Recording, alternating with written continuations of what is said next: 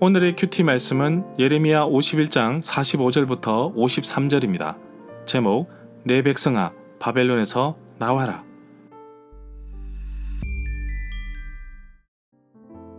먼저 앞뒤 문맥을 살펴보겠습니다. 예레미야 50장부터 51장은 바벨론을 향한 여호와 하나님의 심판의 내용을 기록하고 있습니다. 하나님의 심판의 도구로 사용된 바벨론이 교만하여 자신이 스스로 강대국인 줄 알고 마치 정복자 행세를 하며 주변 나라들을 짓밟았습니다. 이제 바벨론이 심판을 받을 때인데 바벨론이 행한 대로 갚아주실 것입니다. 바로 메대를 통해서 바벨론을 심판하실 것인데 특히 유다가 당했던 괴로움을 하나님께 호소하는 장면이 예레미야 51장 중반부에 나왔습니다. 유다 사람들은 바벨론이 우리를 멸망시켰는데 우리를 쫓아내어서 결국 속이 빈 항아리처럼 되어버렸다고 하나님께 호소합니다. 바벨론은 유다의 가장 좋은 것으로 배불리 먹고 나서 유다를 뱉어버렸다고 지난 시간을 되돌아보며 여호와께 바벨론을 고소하였습니다. 이제 바벨론이 심판을 받을 때입니다. 바벨론은 메마른 사막처럼 될 것입니다. 그들의 생명의 젖줄이라고 부르는 유프라테스 강도 마를 것입니다.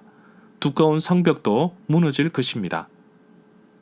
때가 이르면 여호와께서 유다를 고국으로 불러 들이실 것입니다.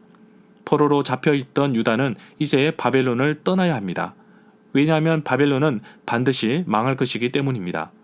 마치 소돔과 고모라를 떠나는 것처럼 머뭇거리지 말고 먼 곳에서도 여호와를 생각하며 예루살렘을 내 마음에 기억하라고 하십니다.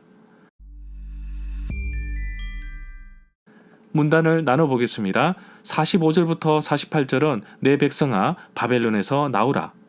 49절부터 53절은 바벨론은 반드시 쓰러질 것이다.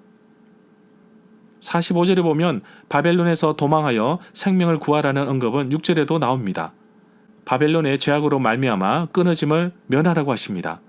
바로 바벨론을 향한 여호와의 보복의 때이기 때문입니다. 46절에 보면 하나님의 백성은 바벨론에서 일어나 반란이나 정변에 놀라지 말고 소문에도 놀라지 말라고 하십니다. 47절에 보면 바벨론의 우상 벨이 수치를 당하며 모로덕이 부스러지며 그들의 신상은 수치를 당할 것이며 우상들은 부스러지는데 바벨론이 무너지고 함락되는 그때에 일어날 일입니다. 49절에 보면 바벨론이 시온 예루살렘에서 악한 일을 행한 그대로 바벨론에게 갚아 주시겠다고 말씀하십니다. 50절에 보면 과거에 바벨론에 포로로 끌려왔을 때 이스라엘 백성에게 주신 명령이 있습니다. 그곳에서 집을 짓고 그곳에서 살며 텃밭을 만들고 그 열매를 먹으라고 하셨습니다. 결혼도 하고 자녀도 낳아서 번성하라고 하였습니다. 그리고 그곳 성읍에 평안을 구하고 그를 위하여 기도하라고 하였습니다. 그러나 이 구절에서는 머뭇거리지 말고 어서 바벨론을 떠나라고 하십니다. 이제는 예레미야 29장 4절부터 7절의 지시를 따를 필요가 없습니다. 바벨론을 생각하지 말고 오직 예루살렘만 생각하라고 하십니다. 51절에 보면 본래 이방인들은 여호와의 성전에 들어갈 수 없습니다.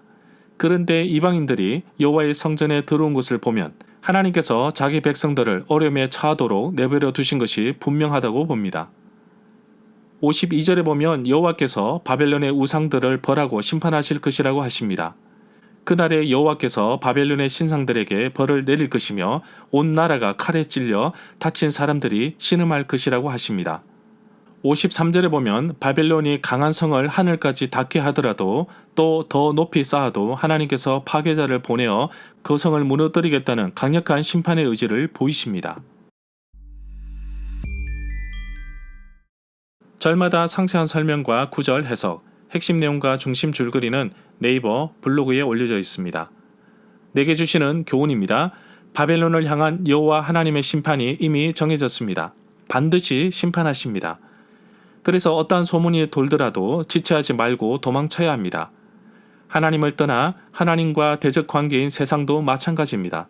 세상을 심판하실 때 우리는 여전히 세상 속에 머물면 안 됩니다. 그곳을 떠나 하나님께로 가야 살 수 있습니다.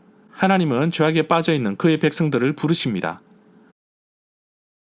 그래서 나는 죄악된 세상에 더 이상 머물지 않고 하나님께서 부르시는 곳으로 가겠습니다. 하나님께서 나를 떠나라고 하는 그곳은 어디일까요?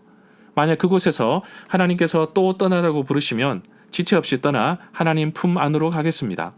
그곳이 진정으로 평안한 곳이며 내게 기쁨을 주시는 곳인 것을 기억하며 살아가는 하루가 되기를 간절히 소망합니다.